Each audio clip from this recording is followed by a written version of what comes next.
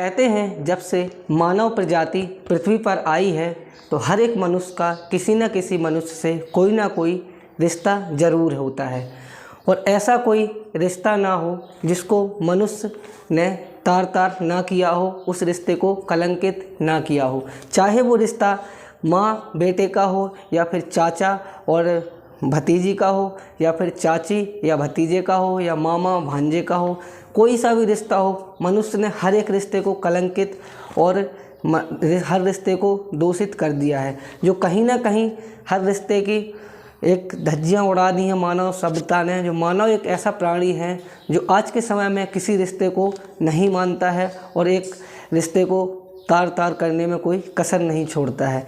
वैसे ही ये स्टोरी है। इस कहानी को शुरू करने से पहले मैं करके रिश्तों से आपका विश्वास उठ जाएगा। कहीं ना कहीं खास रिश्ते ही ऐसे होते हैं जो अपनी गलत नीयत के चलते कहीं ना कहीं ऐसी घटनाओं को अंजाम दे देते हैं। ऐसे ही इस घटना में कुछ कहानी में कुछ स्टोरी है। आप लोगों को मैं आगे चल के पूरी स्टोरी बताता हूँ। एक सगे चाचा ने अपनी ही भतीजी को बनाया हवस का शिकार। तो नमस्कार, आदाब, सत श्री अकाल। मैं आपका अपना दोस्त संजय आज आप लोगों के बीच में एक और ऐसे ही दिल दहला देने वाली घटना की कहानी लेकर आया हूँ, जो कि कहानियों का सिलसिला जारी है। कहानी शुरू करने से पहले मैं आप लोगों को बता दूँ, अपना अभी यूट्यूब परिवार बहुत छोटा है, तो अपने परिवार को सपोर्ट कीजिए, ज़्यादा से ज़्यादा वीडियो को लाइक कीजिए और चैनल को सब्सक्राइब कीजिए। और मेरी जो भी कमियां हो तो कमेंट में ज़रूर साझा कीजिए, मुझे बताइए कि मैं किस तरीके से इस जो स्टोरियों का सिलसिला जारी है वो आगे रख सकूं।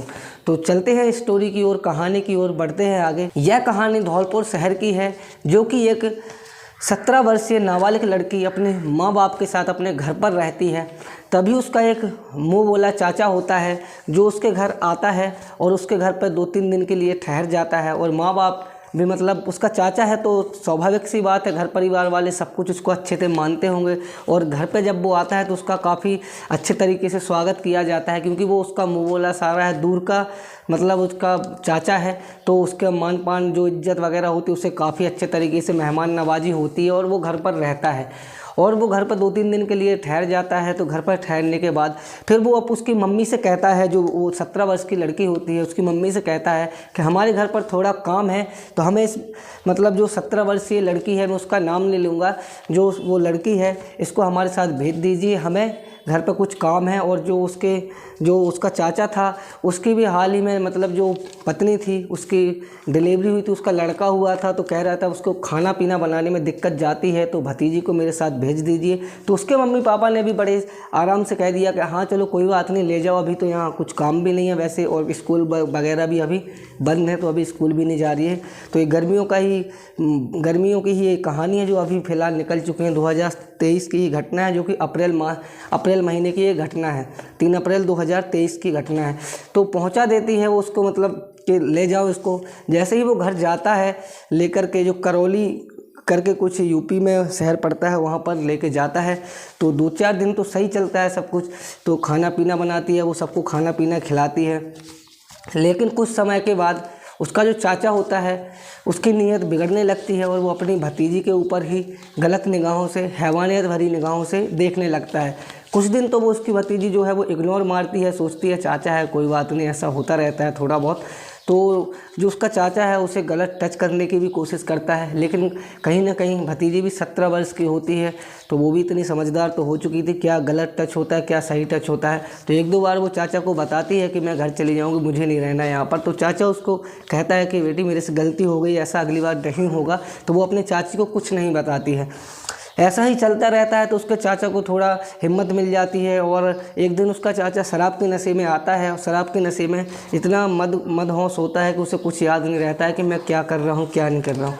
जब उसकी चाची सोई हुई रहती है तो दूसरे कमरे में उसकी जो भतीजी सो रही थी वहाँ पर जाता है और उसके हाथ पैर बांध के उसके साथ दुष्कर्म करता है। दुष्कर्म करने के बाद उसे कहता है कि चुप रहो, वरना अगर किसी को बताया तो मैं तुम्हें जान से मार दूंगा।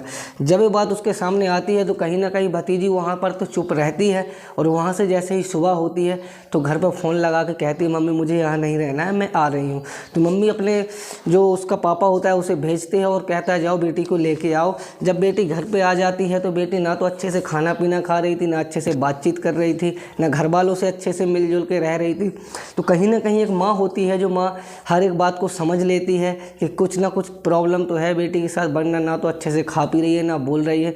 इसके बाद फिर माँ फोर्स करके पूछती है कि बेटी ऐसी क्या बात हुई, इतनी उदास तुम क्यों हो। तो बेटी अपना जो उसके साथ आप बीती घटी थी, जो भी उसके साथ हैवानियत हुई थी, तो वो सारी कुछ कहानी बताती है कि मेरे साथ ऐसी ऐसी घटना घटित हुई है और चाचा ने मेरे को हाथ पैर बांध के शराब पिला करके मेरे साथ ऐसा दुष्कर्म किया है। तो ये बात जब उसे पता चलती है, तो ये बात जब पता चलती है तो उसके माँ के पैरों तले से ज़मीन खिसक जाती है। 1 मिनट के लिए तो वो बिल्कुल शांत होकर रह जाती है कि बताओ, खुद के चाचा ने ही इतना अत्याचार किया, ऐसे हैवानियत का रूप लिया। समाज में बेटियाँ और बहन बेटियों की तो कोई इज्जत ही नहीं है। फिर वो ना अपने पति को कुछ बताती है, ना घर पे कुछ कहती है। बेटी को लेकर के जाती है, जो वहाँ पर एक थाना लगता है धौलपुर में, वहाँ पर जाती है। थाने में वो शिकायत दर्ज करती है। जब रिपोर्ट लिखती है तो उसके चाचा को बुलाया जाता है। चाचा को बुलाने के बाद ये सारी जो भी घटना घटित हुई है, जो हैवानियत का रूप चाचा ने लिया है, उसका पूरा किस्सा वहाँ पर खुलता है। और जो वो 17 वर्षीय नाबालिग लड़की होती है, वो एक एक चीज़ को बताती है। तो जो उसकी चाची होती है, उसको इस बारे में जब पता चलता है तो चाची कहीं ना कहीं इतनी सहम जाती है कि उसे ना तो कुछ बोलने लायक बचती है, ना कुछ, मतलब एक हिसाब से माना जाए तो जैसे व्यक्ति कोमा में चला जाता है, उस हिसाब से उसकी चाची हो जाती है। और कहीं ना कहीं जो 17 वर्षीय लड़की थी, उसकी माँ के पास वो बैठी बैठी वहाँ पर ही बेहोश हो जाती है और गिर जाती है, क्योंकि उसे इस बात का पता ही नहीं था कि जब उसकी जो 17 वर्षीय भतीजी घर पर आई है और जो उसके साथ रह रही है, उसके साथ इतना बड़ा हादसा घटित हो गया। लेकिन उसने घर पर किसी को कुछ नहीं बताया, आराम से अपने घर पर आ गई और मम्मी को पूरी कहानी बताई।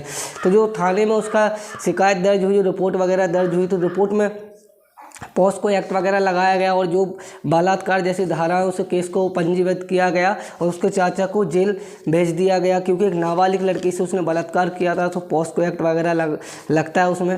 फिर उसको कुछ समय के लिए केस वो चलता रहा, जेल भी चला गया वो। लेकिन जब वहाँ पर एक खुलासा हुआ तो उसकी चाची ने पूछा कि बेटे तुम मुझे तो बता सकते थे, जब ऐसी ऐसी घटना तुम्हारे चाचा तुम्हारे साथ ऐसे ऐसे बदतमीज़ी कर रहा था या कुछ टच कर वगैरह कर रहा था तुम्हें। तो चाची से उसने बोला कि मुझे डर था कहीं तुम भी मुझे ही गलत ना समझने लगो कि इतने दूर से आई है और मतलब ऐसा वैसा। तो उसने कहा ऐसा कुछ नहीं है। लेकिन फिर उसने अपनी पूरी कहानी बताई कि इसने मुझे ज़बरदस्ती हाथ पैर बांध के शराब पिलाई और शराब पिलाने के बाद मेरे साथ दुष्कर्म किया और ऐसी ऐसी घटना हुई। फिर घर पर आके उसने अपनी जो मम्मी को पूरी कहानी बताई, तो पूरा केस मतलब पुलिस के पास चला गया। फिर उसको जेल वगैरह हो जाती है। तो कहते हैं ना कहीं जो ये दरिंदे होते हैं समाज में कहीं पर भी छुपे हुए हो सकते हैं या हमारे आस पड़ोस में ही हो सकते हैं, कहीं पर भी।